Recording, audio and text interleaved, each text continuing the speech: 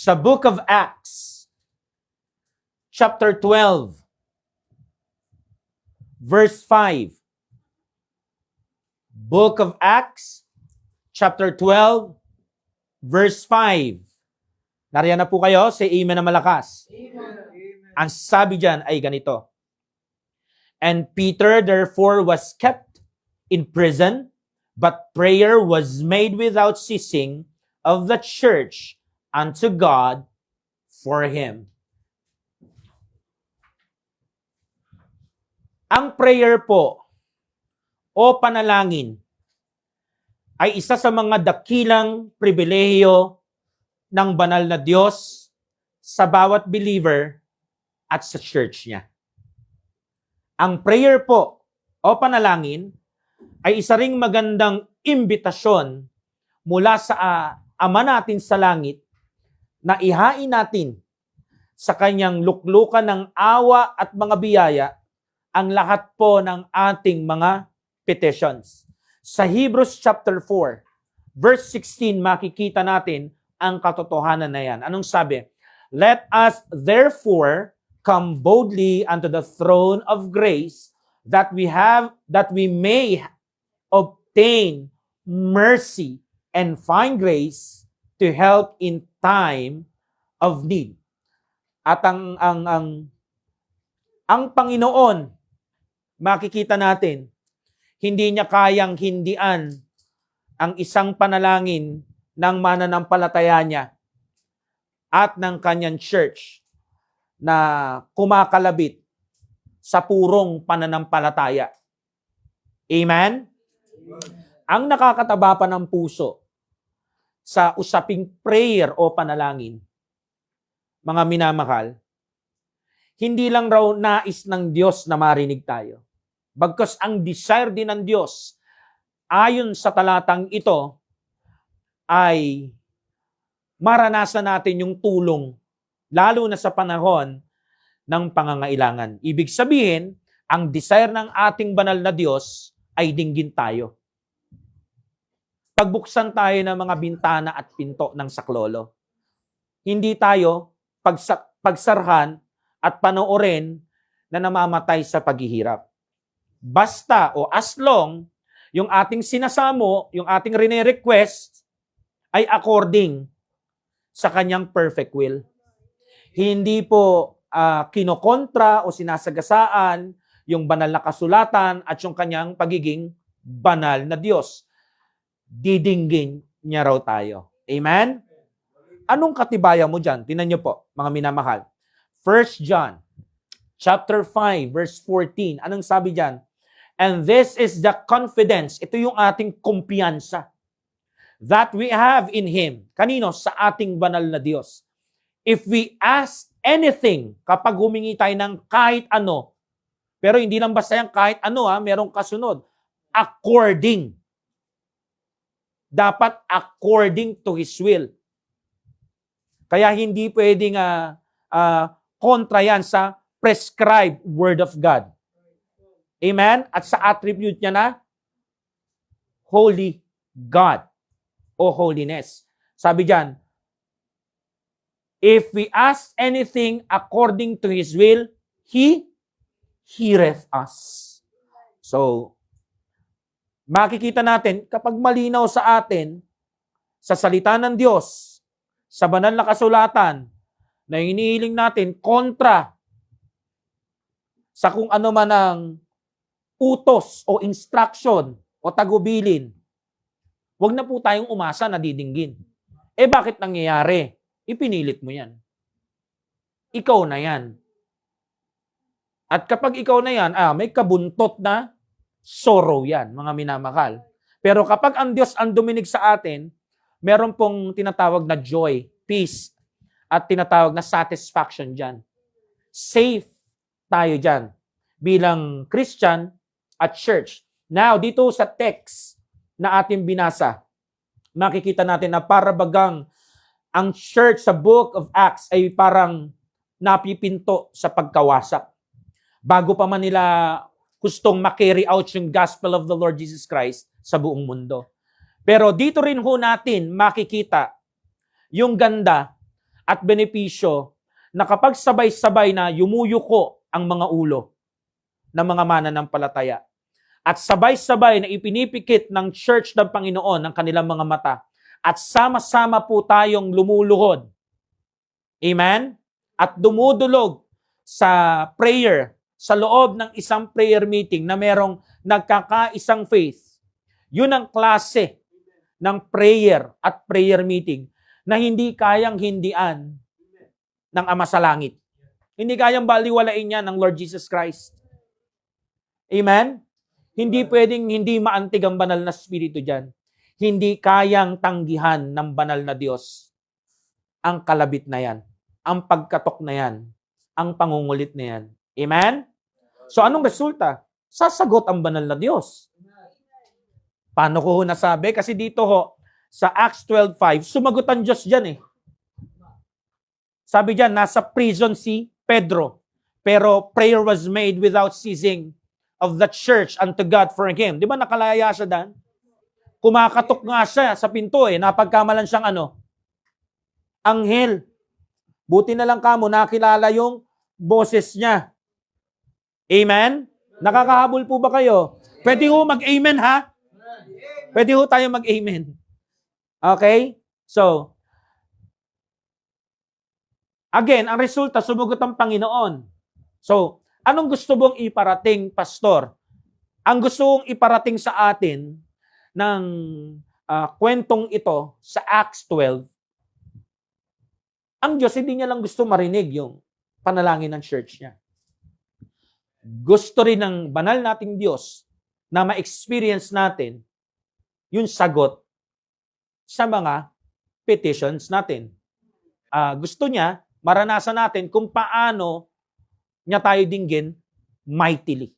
Hindi lang basta didinig, kundi mightily. Maipamalas sa atin kung ano yung naipamalas niya sa early church, sa Book of Acts. At yun naman ang gusto nating mangyari. Hindi lang tayo basa ng basa. At naa-amaze sa mga Bible stories na ito. Gusto rin nating maranasan yung pagiging buhay ng Diyos sa buhay natin. Amen? So, ang title ng mensahe natin ngayong gabi ay The Splendor of a Prayerful Church. The Splendor of a Prayerful Church. O yung ang kagandahan ng church ng Panginoon na prayerful. Unang splendor na dapat nating makita sa isang prayerful na church ng Lord. Number 1, they are fervent in their prayers, mga minamahal. Yun po yung number 1. Pag sinabing fervent, ibig sabihin, hot boiling temper yan. Very warm. Kung sa emotions naman, earnest, sigasig yan, mga minamahal. O yung tinatawag na excitement. Amen?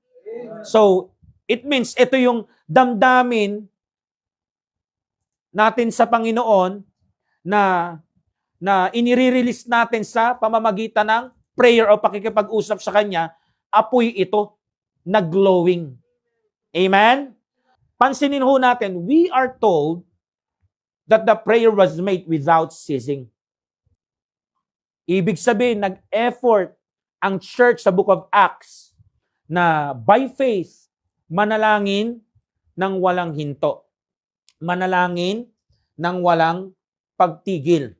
Sa abot ng makakaya nila, gagawin nila ang pagyuko, pagpikit, at pagluhod. Yung pangungusap ba sa Panginoon hanggang sa maghimala siya sa kalagayan ni Apostle Peter. At nangyari naman. Nakalaya po ito sa isang milagrosong paraan. Amen? Baka nga ang nangyari pa dito para hindi ko po alam ha. Sa pantahan ko lang, baka ang nangyari dito, nag-prayer fasting sila. Di ba? Pwede yun malaking ano yun Pero wala po ako doon ha. Huwag niyo po ako ikulong. Huwag niyo po ako ikulong doon sa pantahan ko kasi hindi po ako nandun. Pero isa sa mga pwede nating sabihin na ang isang Kristiyano, isang church, praying without ceasing kapag nagpe-prayer fasting. Okay? Pinapaliwanag ko lang sa inyo. Ang makikita po natin dito sa praying without ceasing, ito po ay may ideya of going beyond boundaries. Kumbaga, ganito lang ako mag-pray eh. Ganito lang kahaba eh. Ganito lang yung schedule ng prayer ko eh. Anong ginawa nila? Nag-go beyond sila sa boundaries nila. Ultimo sa limitations nila. So makikita natin, kung yung maraming Kristiyano dito, galing pa sa trabaho, pagod na pagod, imbis na itulog, makikita natin, nagsasakripisyo sila. Tapos, maaga pasok nila, mas aagahan nila yung gising nila para maipag-pray nila si Pedro. Yun po yung ideya ng praying without ceasing. Kumuha ng mas maraming opportunity para ipag-pray si Peter. Hindi po ito yung literal na walang hinto. Nakukuha niyo ho? So, as much na tsansa na makapag-pray ay gagawin. Amen? So, dito ko makikita natin yung picture na yung mga tao ng Diyos, ibinubuhos nila ang kanilang mga puso sa panalangin sa Panginoong Diyos hanggang ma-meet ng Diyos yung kanilang request. And that's the kind of praying we need sa mga prayer meeting natin. Ang kailangan po natin, hindi prayer meeting na malamig pa sa aircon, malamig pa sa yelo, malamig pa sa mall, o malamig pa sa bangkay. Ang kailangan po natin, fervent prayer meetings, mga minamahal. Yung mga miyembro pumupunta sa church na ready, na tinitake nila yung prayer na magkakasama as a group, na opportunity na idagdag sa mga quiet time nila na nagpe-pray sila sa Panginoon. Hindi nila ito tinitake for granted. Nakukuha nyo, sabi diyan, James chapter 5 verse 16, the effectual fervent prayer of a righteous man availeth much. So yun po ang gusto nating maabot sa ating prayer meetings ngayong taon. Magkaroon tayo ng hindi lang effectual, kundi fervent, hot boiling. Talagang mainit. Amen?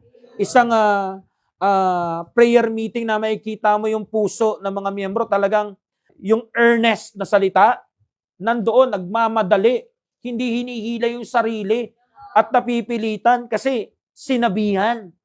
Nakukuha niyo ko yung excitement, talagang makikita mo sa mga faces, glowing, hindi nagpapapigil.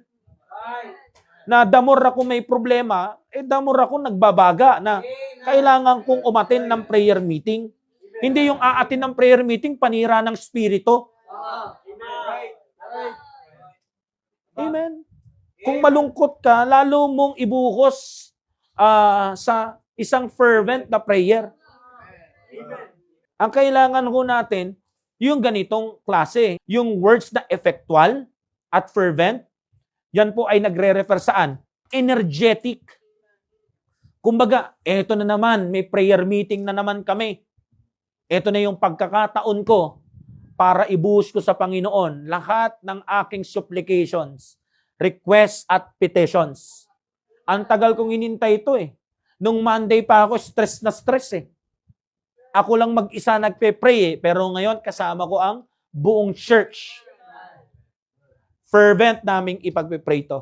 Kumbaga, buong energy, buong passion na uri ng prayer. Yun po ang gusto nating maabot sa ating prayer meeting. Hindi yung maidaos lang, mairaos lang, matapos lang yung mga prayer requests sa mga grupo-grupo. Ang gusto po natin ma-experience yung talagang sa prayer may mga nag-iiyakan, seryoso, nilalagyan ng gravity. Nakukuha nyo ho? Yung suliranin ng kapatid, hindi nagiging katatawanan. Kasi kayo po, pag may problema kayo, hindi nyo naman gusto pagtawanan kayo eh. Nakukuha nyo ko? Kumbaga, nandun yung ano natin, simpatsya natin. Yung damdamin natin nag-aapoy sa pakikiramay. Tingin nyo ba, nung pinagpe-pray nila si Peter, may nagtatawanan? Seryosong bagay yon. Nasa hindi magandang sitwasyon si Peter. Tingin nyo, may oras sila para magbiro. Ang oras nila sa prayer meeting nila, ibinuhos nila sa ano? Fervent prayers. Yun talagang buhos talaga, seryoso talaga. May weight talaga. Hindi ito yung prayer meeting na casual prayer meeting. No gravity. Para bagang wala lang. Slothful na prayer meeting. Kumbaga, makikita mo yung mukha ng isang wifey, napaka-unwilling. Kumbaga, kitang-kita sa spirito niya, body language na pilitan lang naman ako eh. Ayoko naman talaga dito pumunta eh. Makikita mo dun sa isang estudyante, isang nagtatrabaho, adult, yung professional na pilit. Gusto niya nang umuwi. Kasi gusto niya solusyonan yung problema niya sa bahay, sa pamilya, o gusto niya lang talagang matulog kasi pagod siya. Hello? Amen. Hindi ito yung klase ng prayer meeting na half-hearted na prayer meeting. Partial, yung interest. Yung tipong pupunta sa prayer meeting, kasi nga, miyembro siya. Pero at the same time, meron siya kasing hingin na pabor sa isang miyembro. Hindi po ganun yung yung pinakitang example ng fervent prayer sa isang fervent prayer meeting nung nakakulong si Peter. Hindi po ito yung apathetic prayer meeting. Yung tipong no interest. It's so happy, nakasanayan ko na lang. Pero backslider na talaga. Kaya nga, kapag ang mga prayer request napunta sa joke, dun siya buhay na buhay. Pero makikita mo, kapag nagpe-pray na, may maririnig ka na lang, naghihilik na. Kasi walang interest. In other words, kapag fervent ang prayer meeting, may vibrancy. May buhay. Berding-berde yung mga dahon yan, mga minamahal. Strong ang intensity. Makikita mo agad doon sa appearance ng muka, appearance ng pakikinig, body language, na pag may nagsasalita, nakatutok talaga siya, nakikinig siya. Tinitignan niya, gano'n ba kaseryoso yung pangangailangan ng kapatid namin na ito? Hindi ka na nga nagpe-pray kapag nandun sa chat box eh. Sinasabi mo lang, nag-pray ka pero yung prayer mo, walang quality, pasadahan lang eh. Pati ba naman yung magkakaharap tayo? Sana naman kunin natin to ha. Sabi diyan, they are fervent in their prayers. Sana i-take natin yung sitwasyon ng mga kapatid natin kung paano nila tinake yung sitwasyon ni Apostle Peter. Lagyan po natin ng seriousness. At yung mga pananalangin natin sa grupo, seryosohin po natin.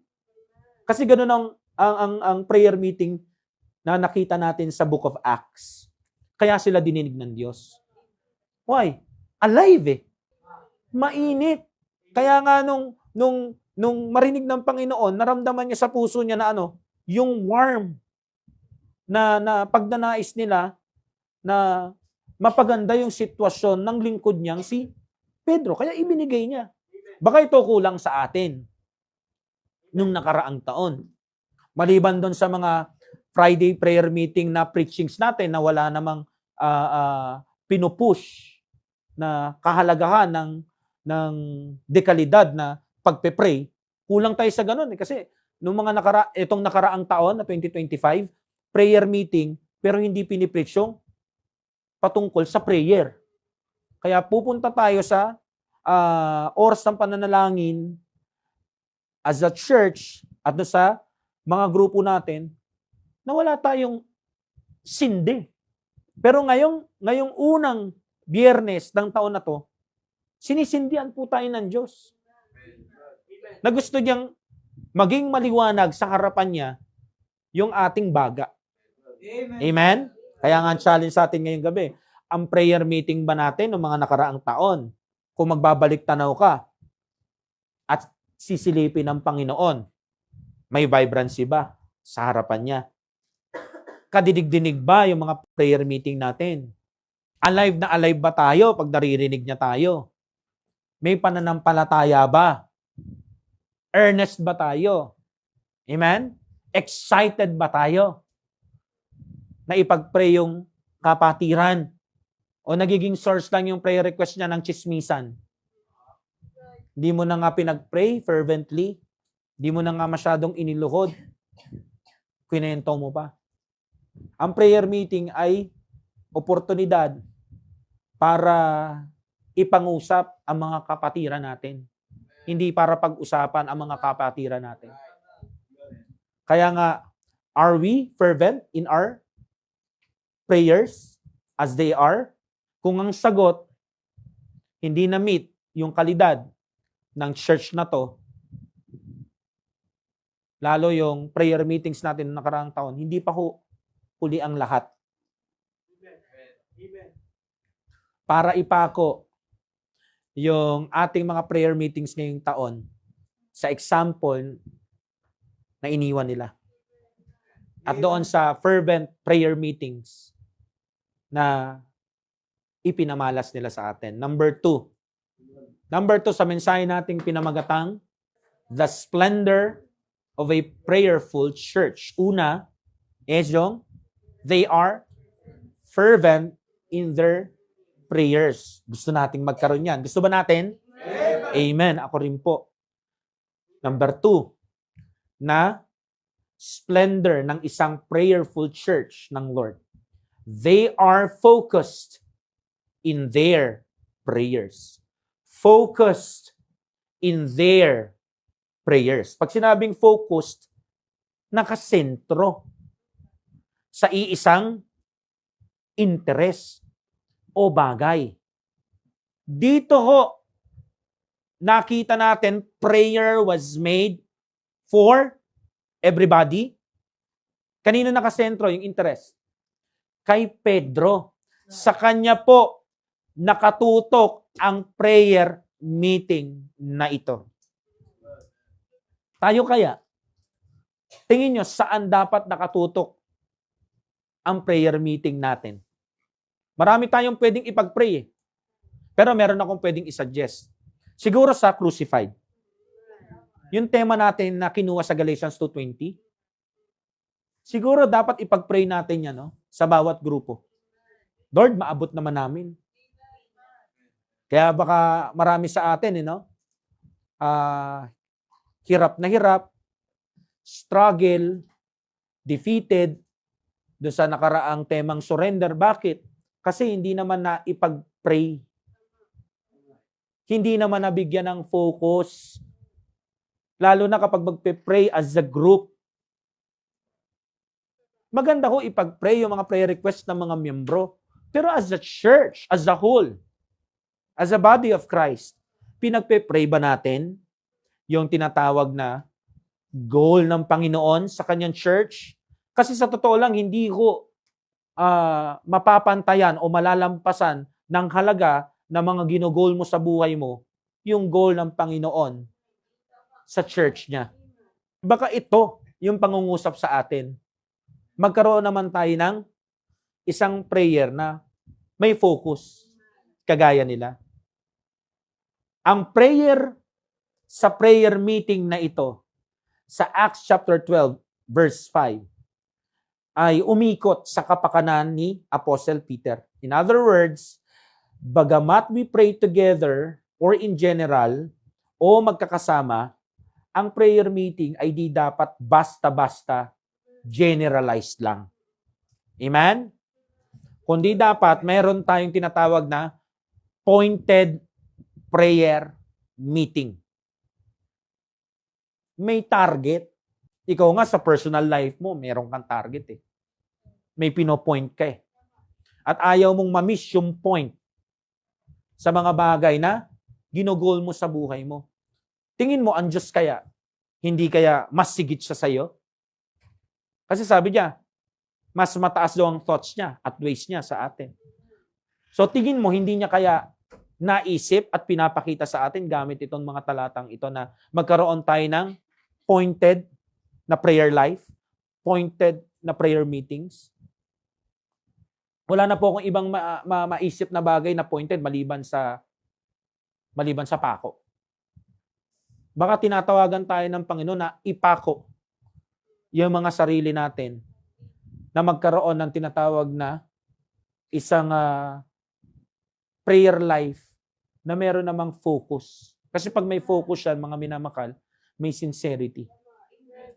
Hindi ko sinasabing, wag na tayo maging masaya, wag na tayo magngitian, wag na tayo magtawanan sa loob ng church o kahit sa mga groupings natin sa prayer meeting natin. Hindi ho. Hindi naman ho extreme si pastor. Kung meron naman ho talaga nasabi yung isang kasama nyo sa grupo na katawa-tawa bakit ko naman ho kayo pipiliting tumawa ng pahigop ng walang tunog? Pero wag naman ho tayong umabot sa punto na yung ating prayer meeting ay maging perya. Na yung mga prayer warriors dapat ay maging clowns. Ang dami na nga hong ganyan sa panahon natin sa likod ng pulpito mga clowns. Wag na ho nating dagdagan. Pati ba naman sa mga kawal ng panalangin sa loob ng katawan ni Kristo, may ganyan din. Wag ho nating hayaan na maging sistema sa atin yan. Bakit hindi tayo magsawayan, magbantayan? Amen? Para ipakita naman natin sa Lord na meron kaming pinupokus at the same time nakikita niya, sincero sila. Saan? Sa pakikipag-usap sa akin, huwag niyo kakalimutan, ang ibig sabihin ng prayer is talking. Kanino? Sa banal na Diyos. Nakukuha niyo? Kaya pag prayer meeting natin, walang kumakain. Nagawa natin yan dati, huwag na ngayon. Umubra dati, pinagbigyan dati, nakita natin yung mercy ng Diyos, yung grace niya, huwag na gayon. Amen. Nandito tayo para manalangin. Hindi para merienda. O kaya mag-picnic. Dapat kapag nagmi-meet ang isang church, pansinin niyo yung halimbawa nila, sa isang prayer meeting, merong pinaka-pinopukusan. Hindi pwede yung anything goes. Dito si Peter, di ba? Yung kapakanan niya. Bakit di natin itry yung kapakanan naman ng gawain? Lalo na kapag usapang bibili na ng lote, ng building, yung gampanin ng SBC dito sa City of Mandaluyong, ngayon, at sa near future, dapat mabigat sa atin yun. Sila sa kwentong ito, they sought God's power sa isang specific need ng isang person. Ano yon? Yung paglaya ni Peter. Nangyari yon, mga minamakal. Tayo, hindi ba natin kayang gawin yon? Isik din natin yung God's power para sa isang specific na magandang bagay para sa gawain dito. Yung talagang ma-maximize yung pagkagamit sa church na to pagdating sa Ebanghelyo ni Kristo. Amen? Amen? Kaya nga makita natin, same is true sa atin mga minamahal.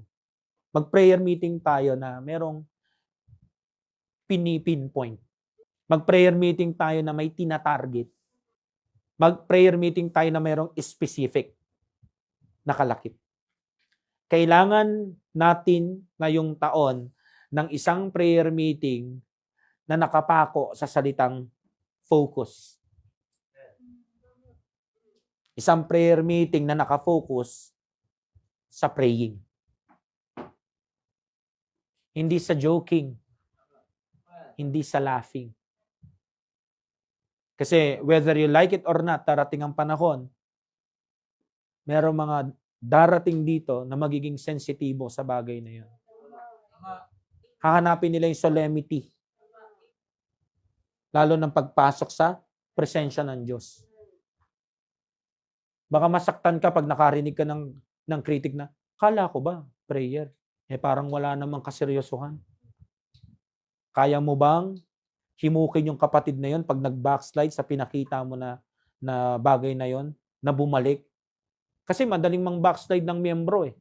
Pero kung ikaw magiging magte-take ng full responsibility, kaya mo ba siyang ibalik?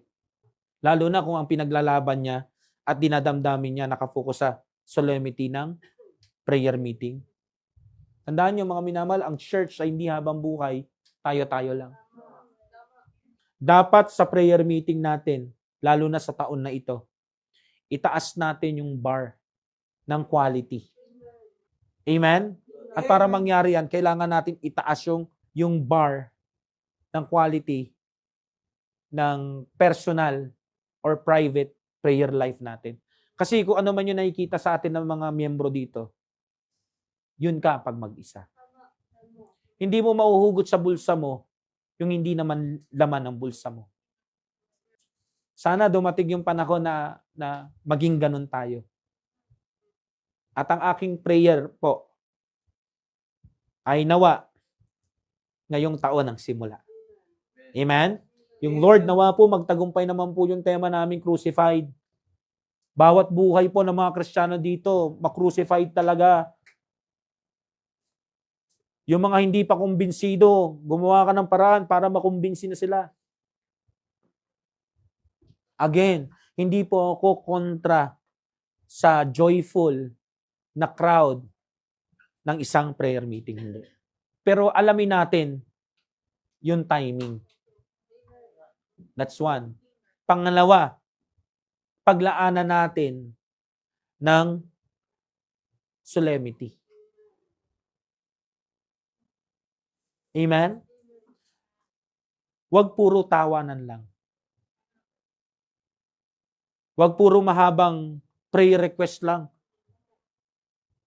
Kumbaga sa basketball, di ba? Makita mo naman yung iba mong kasama, gusto rin nilang marinig. Tignan mo rin yung iba mong kasama, gusto rin nilang marinig. Ang haba ng litanya mo eh. Parang basketball yan eh. Bigyan mo naman yung iba ng pagkakataon na makahawak ng bola at makatira. Huwag ka naman bakaw. Prayer na lang eh. Laging ikaw pa rin ang center of attraction. Di ba? Ipako mo na yan, yung ganyang ugali kay Kristo. Huwag ka nang bida-bida. Gusto mo, lagi na lang, ikaw ang star. Alisin nyo na po yun. Prayer request lang naman hinihingi namin eh. Essay binigay mo. Hindi mo ba pwedeng sabihin na diretso? Mamaya-maya, haba-haba ng pinagsasabi mo. Yung kasunod mo pala, ang hihingi na prayer, yung nanay ko po, cancer stage 4. Sinabihan na po kami ng doktor, maganda na. Samantala yung kwento mo, trangkaso lang, kwento mo kung paano nagsimula. Hanggang paano lumala. Ano ka ba? Huwag naman ganon. Wala namang pinakita doon sa kwento nila. Pedro na ano eh. Si Pedro malala. Nakakulong siya ngayon. Ako nga, natrap eh. Wala namang ganon eh. Nakakukuha niyo, mga minamahal? Ang prayer ay pagkakataon hindi para magsapawan, kundi mag-ahonan. Magkakasama tayong humihingi ng saklolo sa mga sitwasyon na hindi natin kayang ihango ang sarili natin. Amen? Kaya, mga minamahal, mag-giveaway tayo sa dapat maging focus ng prayer meeting. Ang focus prayer sa ating prayer meetings ay equivalent sa tinatawag na gravity. Gravity na ano? Gravity na meron tayo para sa future ng ministry na ito. Kaya nga ako, hinihimo ko kayo. Let's pray together na may isang pinofocus. Tuwing prayer meeting natin, united tayo mga minamahal. United tayo na masagot ng Panginoon na maging totoo sa atin yung tema nating crucified, not I but Christ. Huwag tayo magwatak-watak. Pag-pray natin, magkaisa kami dyan. Sama-sama kaming nakapako sa'yo. Ang pagkakaroon ho ng tuloy-tuloy na fervent at focused na prayer life ay dalawa lamang ho sa napakagandang palatandaan. Ang isang believer at ang isang church ay tunay na naka-attach sa Panginoon. Dito ko nakikita sa mga ganitong dekalidad na prayer meeting, yung katulad sa early church, yung pinagtibay sila, hindi lang ng panahon, kundi ng pananampalataya sa Panginoon. Kaya, i-pray natin, Lord, ibigay mo sa aming taon, ibigay mo sa amin ngayong taon, yung pagiging fervent, pagiging focused sa aming prayer meetings. Ipako mo kami dyan. Ma-crucify kami dyan. Amen. Yung tinatawag na not I, but Christ liveth in me. Kasama dun sa liveth in me, yung ganyang klase ng mga prayer meetings at quiet time namin.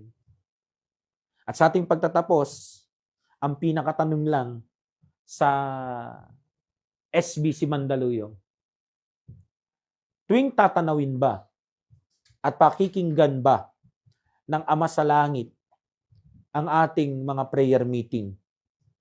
Mga minamahal, do we have the splendor of the prayerful church in the book of Acts?